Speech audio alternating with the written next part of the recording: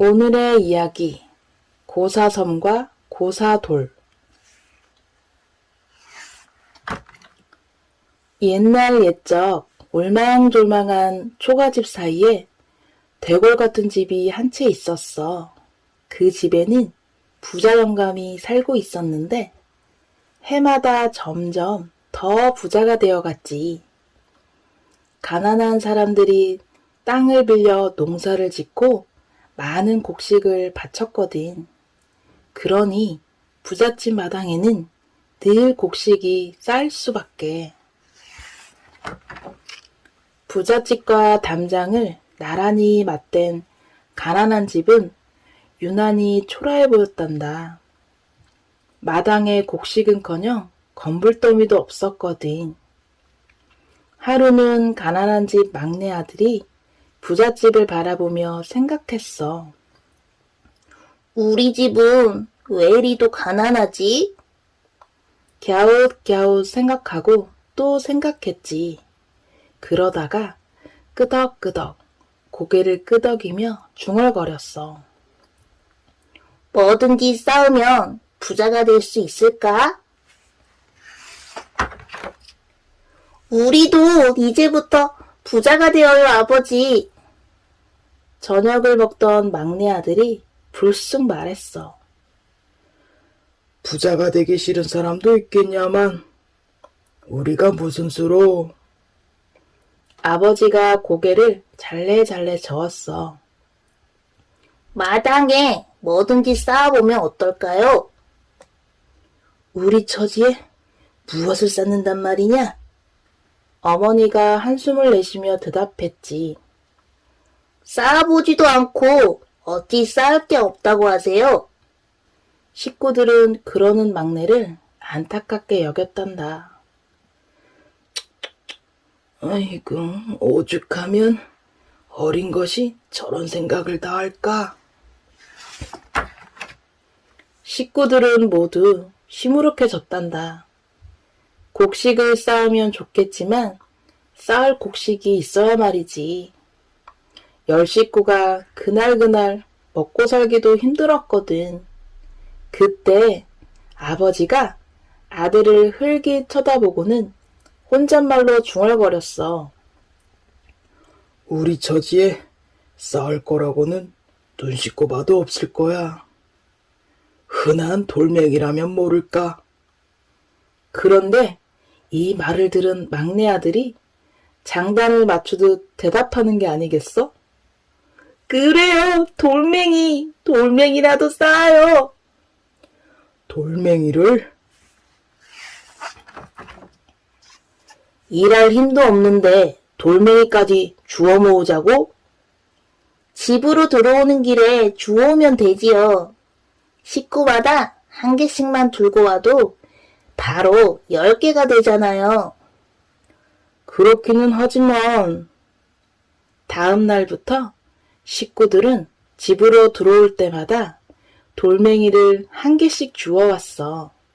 돌멩이가 차곡차곡 쌓일 때마다 흥얼흥얼 노래가 절로 나왔지.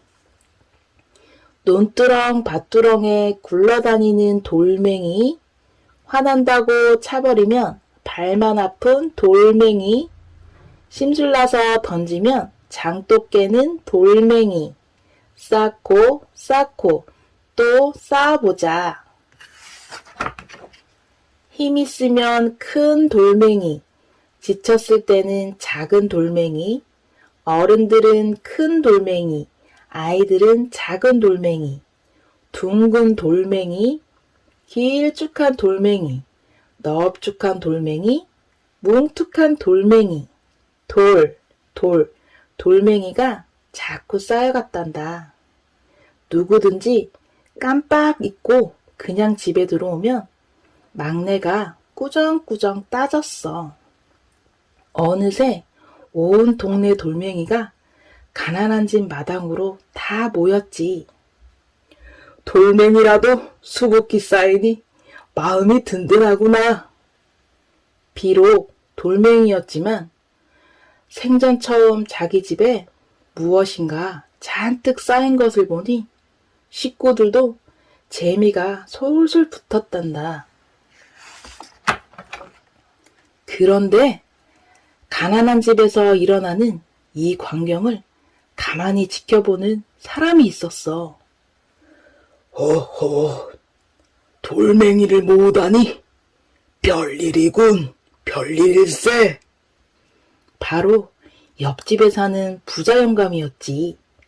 부자 영감은 날마다 가난한 집 담장을 기웃기웃했어. 그 분명 무엇인가 있는 듯한데. 남의 일에 끼어들기 좋아하는 부자 영감이 당연히 가만히 있을 리가 없었지. 돌멩이를 모은 지 1년이 지난 어느 날이었단다. 어둑어둑한 저녁, 빈손으로 돌아온 식구들이 허겁지겁 밥을 먹고 있었어. 그런데 갑자기 막내 아들이 한숨을 쉬는 게 아니겠어? 이를 눈치챈 아버지가 조심스럽게 말을 꺼냈지. 얘야, 오늘만 눈 감아주지 그러냐? 날도 어둡고 모두 허기져 있는데. 다른 사람들은 곡식을 쌓아 부자가 되는데 우리는 돌멩이라도 열심히 쌓아야지요. 식구들은 할 말이 없었지. 하는 수 없이 식구들이 하나둘씩 일어섰어. 그러고는 달도 없는 캄캄한 밤에 돌멩이를 찾아 이리저리 헤맸단다. 그날 밤 가난한 집을 기웃거리던 부자 영감의 눈이 갑자기 휘둥그레졌어. 아니, 저게 뭐야? 돌무더기에서 무엇인가 반짝반짝 빛나고 있었거든. 밤중에 주워온 돌멩이 중에 커다란 금덩이가 있었던 거야. 흙이 묻어 자세히 보이진 않았지만 부자 영감은 그게 금덩이라는 것을 금방 알 수 있었지. 쌀 천섬이랑 맘먹겠어. 부자 영감은 쿵쾅거리는 가슴을 누르며 밤새 궁리했단다. 저 금덩이를 무슨 수로 가져오지? 강제로 빼앗을 수도 없는 노릇이고. 쌀 50섬이랑 바꾸자고 할까? 싫다고 하면 어쩌지? 쌀 100섬이랑 바꾸자고 해야 하나? 이리 뒤척 저리 뒤척 뜬 눈으로 밤을 새운 부자 영감은 꼭두 새벽부터 가난한 집 아버지를 불렀어. 그 자네 식구들이 열심히 돌멩이를 모은다기에 기특해서 하는 말일세. 마침 쓸 곳이 있으니 그 돌멩이들을 나한테 주게. 대신 쌀 100섬을 줌세.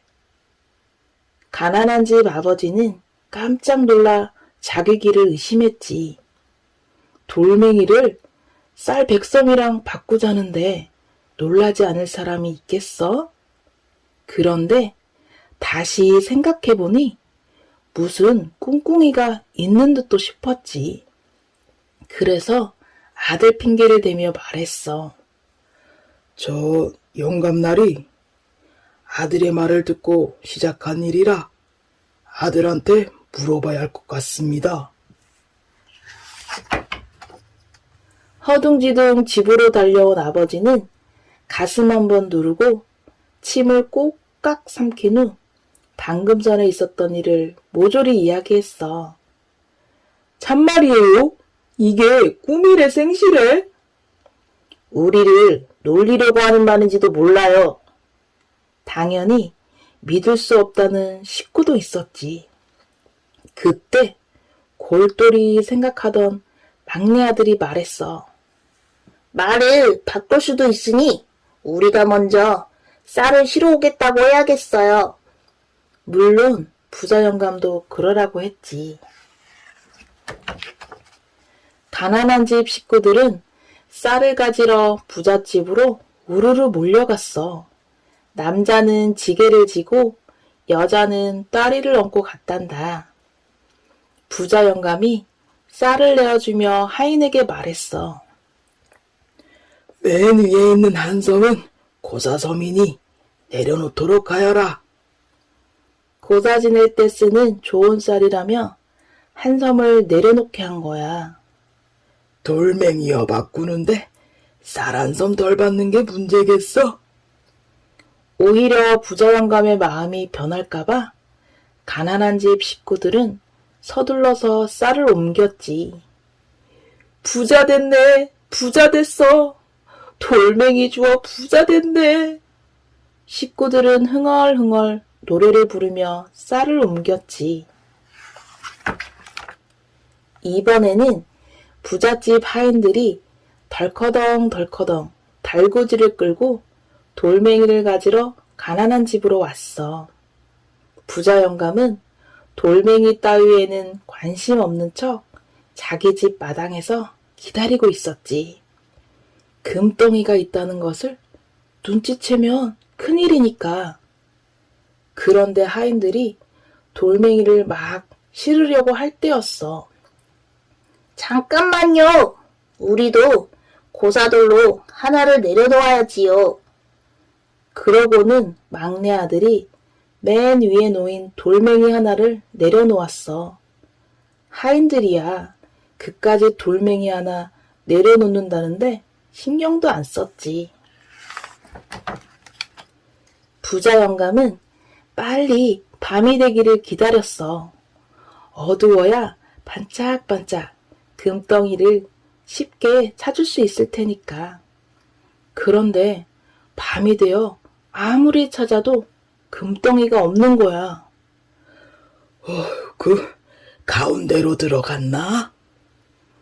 밤새 속을 끓이던 부자 영감은 날이 밝자마자 하인들에게 다시 돌을 쌓게 했어. 이런 금덩이가 어디로 갔는지 여전히 보이지 않지 뭐야?